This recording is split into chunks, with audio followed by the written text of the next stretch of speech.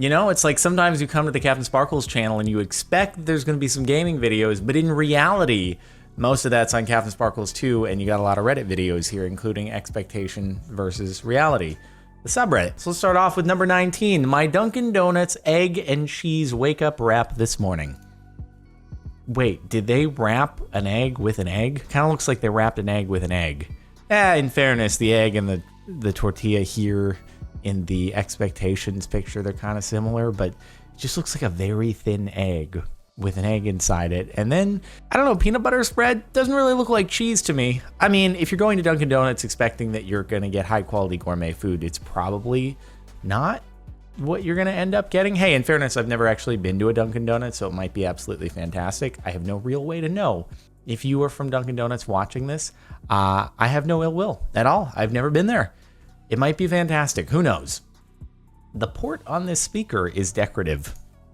Okay, so it doesn't have a tweeter. I think that's what you call it. As someone who's done music production, I feel like I should know more of the breakdown of what a speaker or a studio monitor, however you prefer to call it, is actually composed of. But I'm pretty sure if I look at my two over here, the top part is the tweeter on it.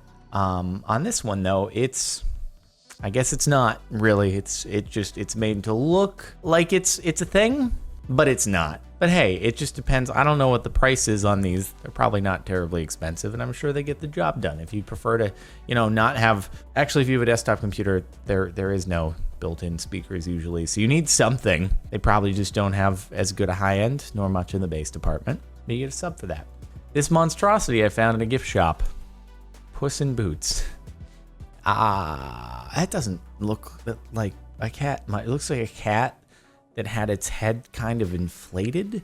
Like a hose was just kind of stuck in the back here and just went up a little bit. And yeah, that's not really as advertised. I'm gonna be honest with you there. It looks like if you had chocolate Puss in Boots and it had the foil wrapping on it and you'd unwrap it and it'd be a chocolate thing, except I guess it's not, because these boots are kind of like separate and you wouldn't have that if it was a chocolate thing. It's like they looked at chocolates and they're like, what, let's just model our figurine after that. I don't know if it's the best thing to base it off of. Not quite what it was advertised for. No chew deterrent. Yeah, that's not worked at all. I wonder if the liquid was still completely in there and the dog was like, you know what, I'm gonna chew this. Maybe it took that long for the dog to actually bite a hole in the packaging. So in fact, maybe it's just a testament to how well packaged this is that it takes this much chewing for the dog to actually get through, to the extent where now the liquid's coming out and the dog's like, oh, never mind, I don't wanna be anywhere near this. Avocados. I wonder if there's a way to tell if that's going to be the case before you actually get the avocado. Like if you knock on it and it feels a little solid, does it have too big of a pit? That seems like a really small pit though. Hold on, someone has advice for us. There's a skill in finding a good avocado. You want it to be oval, like in the first picture. Avoid ones that are pear-shaped or round at the bottom, like in the picture of the right. If you follow this rule, most of the time you'll be a winner and your victory will be delicious. At least in this post, you can't be mad at anyone. It's just an avocado. What are you gonna do? Be mad at nature? Curse you, nature. I can't believe you've done this to me. But here you go. Professional life advice. If you're ever picking out an avocado, which in California, I think that's all we eat. And apparently that's why nobody can afford a house, because millennials eat too much avocado toast. It's a reference I've made several times. Sorry if you've not caught those articles. But there we go. Okay. Look for the nice and oval-shaped ones. Chocolate chip cookie. So the funny thing about this is I would actually be kind of okay with this because I really like snickerdoodles and sugar cookies. And usually I will opt for those over a chocolate chip cookie. So if chocolate chip cookies in a package are just the only thing present, don't get me wrong, they're going to be gone. In my stomach, I will have hidden them in my stomach. I'll be like, oh, you chocolate chip cookies, you're so vulnerable. Just before anyone else comes here and steals you, let me just hide you really quick in my stomach. Anyway, but because I like sugar cookies so much, I'll be like, this is fine. This is basically a sugar cookie. God, there's one thing in there that's kind of ruining the sugar cookie, but that's fine. I'll deal with it. I'll deal with the sugary chocolate goodness. It's okay. It's a small consolation. A perfectly colorful cosmic cotton candy cosmic colada. My 5-year-old nephew didn't agree. Is that ice with a little bit of just blue splooge in it? Because that's what it looks like. Is it supposed to come? Oh, that's the donut over there. And there's been another expectation versus reality on this exact donut here on this subreddit. So it's like, I wonder if it's the same person. They went to Dunkin' Donuts. They're like, oh, that looks like a great donut. Let me just get it. And it had like 2 nerds on it. And then they're like, okay, it's fine. Okay, that didn't turn out as expected, but there's another drink in here that looks great. And let's do that one. I'm sure that couldn't turn out like the donut. Oh, it's exactly like the donut, plain with one little bit of coloring in there.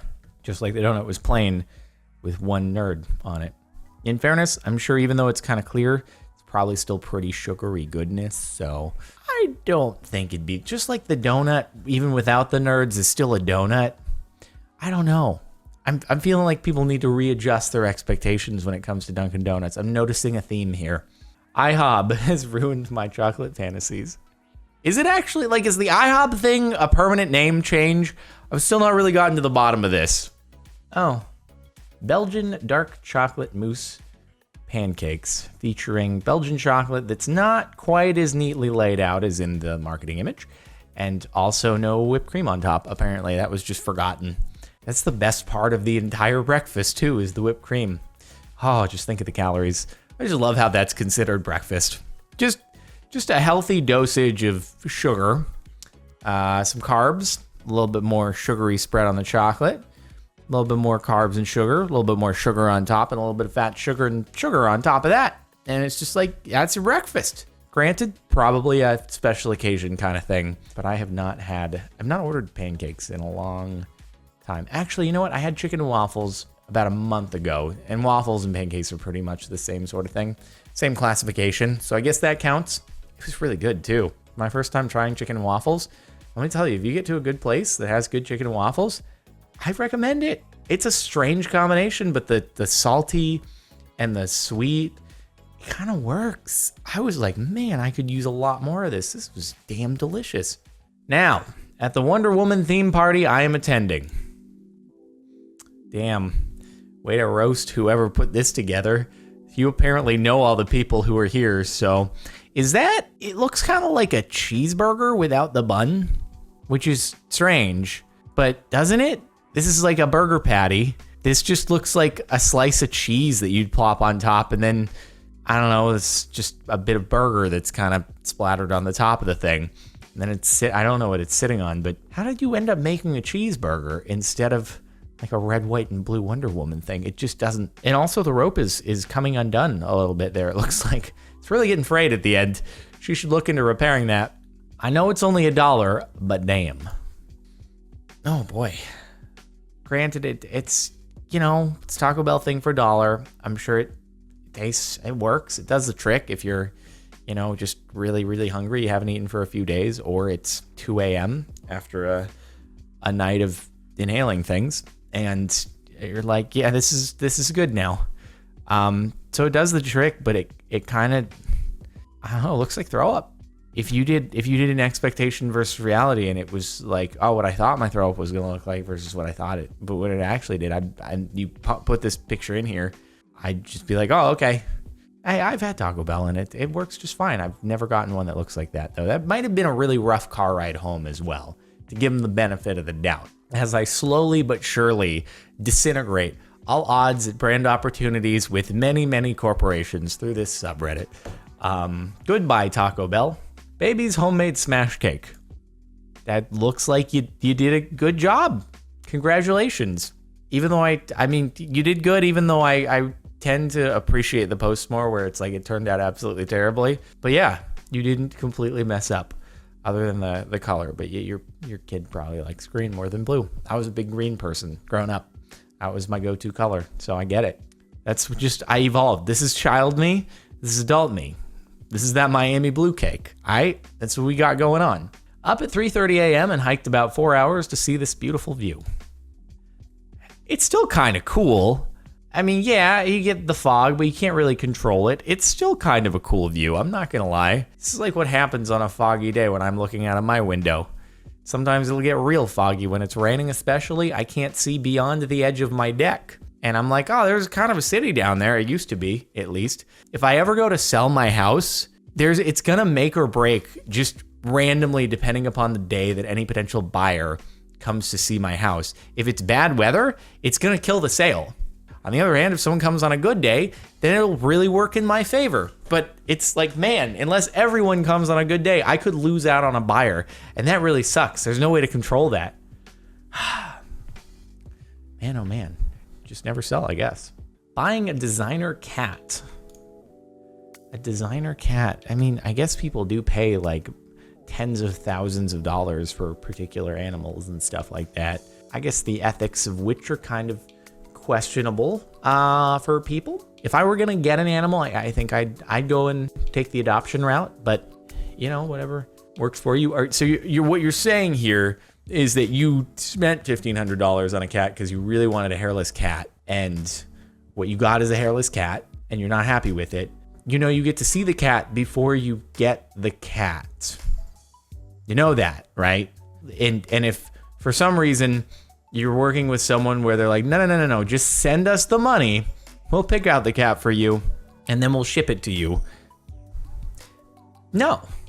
Also, I'm gonna be honest with you. Hey, if you have a hairless cat, that is totally cool. And if you adopt it and you saved it from a bad situation, more respectable to you. I just personally, if I got home and it was really dark and this hairless thing is staring at me, it would kind of creep me out a little bit. And I'm sorry, because I know it's not the cat's fault. Like, the cat just genetically doesn't have hair. Just like I genetically am not very tall, and it's not the cat's fault.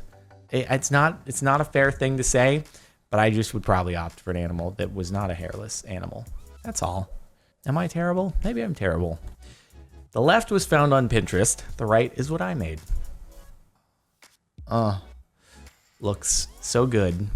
And despite it looking so good, I would have absolutely no problems ruining the layout by eating all of it. You know, the best way to not ruin the layout, though, would be to eat all of it, so it just looks like nothing was there. And then no one will actually miss it. And I could probably do that. I could pull a Matt Stoney and just eat all those cupcakes. I don't know if I could do all of them in one sitting, but I could do a lot of them. I could dig into 10 of those without too much issue, probably. That'd be like 3,000 calories. 2,500 maybe. Yeah. Worth every bite. Oh, God. Good job. Beautiful. I guess I will be going to Bojangles for breakfast. Hormel, don't they make Spam? So it's like, you know, you gotta put the Spam. This is just another version of Spam. It might not look appealing, but people eat it. I know that Spam isn't it like in Hawaii specifically? A lot of people use Spam as part of like recipes for things. I've even been to nice restaurants and they'll have a Spam dish that they do. I've never gone for it, but I don't know, maybe it's becoming more and more of a trend of integrating Spam into higher end dishes.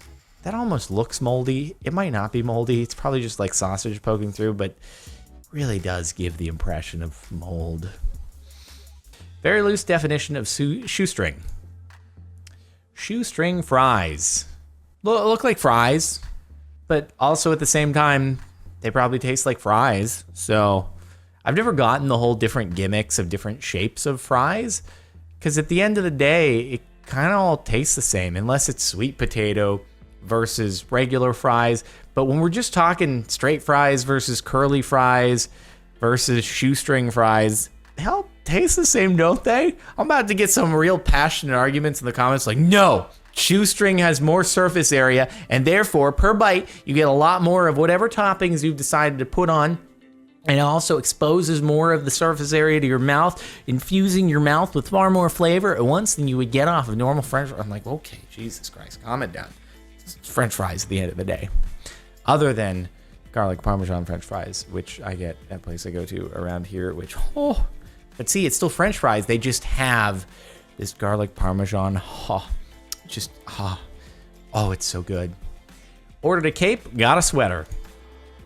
Well, that seems like something you might be able to return, but also look at the before pictures. They actually don't look like images of the product. They look like just some kind of stock model in Unreal Engine or something like that. It's just like, here's a test dummy that I can drape clothes over. It's a cool thing that I can test for my video game. Let's just drape a cloak over it, test those physics dynamics and stuff, and also use it as a preview image for the sweater that I'm selling It's not a cape, but it's close enough.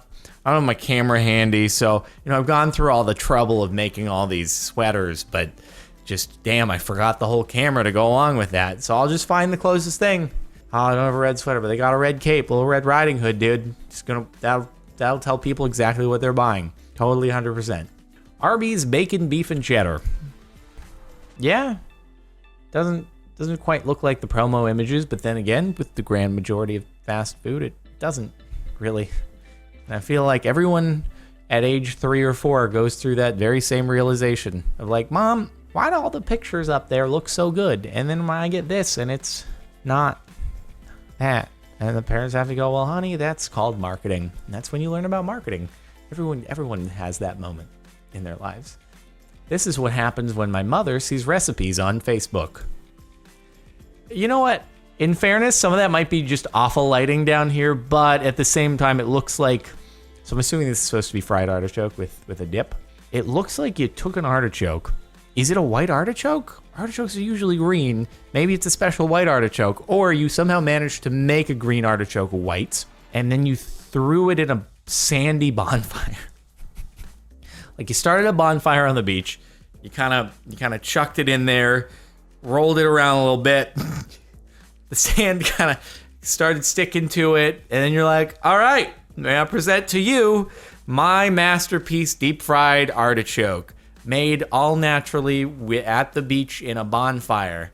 Like, well, maybe that'll float your boat, but I don't like to eat sand. Part of it might be the lighting, though, but it didn't look like it turned out super well, I'm going to be honest with you. Maybe you need a deep fryer. But that's it. The last month of expectation versus reality. I hope you've enjoyed. Make sure to like if you like. Check out the playlist in the description if you want to catch up on more Reddit videos. Subscribe if not already. And if you want to listen to the music in the outro, link is in the outro. Yeah, playing right now. Over on Mirror Music. Daily uploads. All that good stuff. I'll see you next time.